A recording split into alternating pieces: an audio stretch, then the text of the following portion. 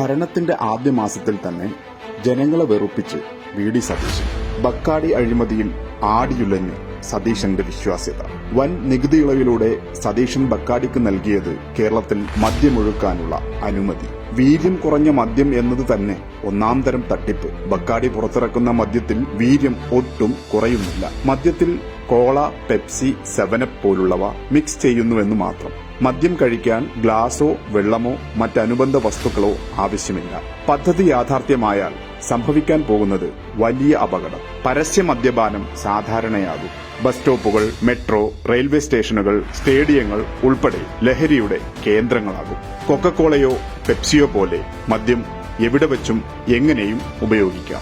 Soft drink ആണോ മദ്യമാണോ എന്ന് പെട്ടെന്ന് തിരിച്ചറിയാൻ സാധിക്കില്ല. ഇതുമൂലം കുട്ടികൾക്ക് എളുപ്പത്തിൽ വാങ്ങാനും ഉപയോഗിക്കുവാനും കഴിയും. സതീശൻ ഭരണത്തിൽ പൊറുതിമുട്ടി പൊതുജനം. കോളടിച്ച് ബക്കാടി.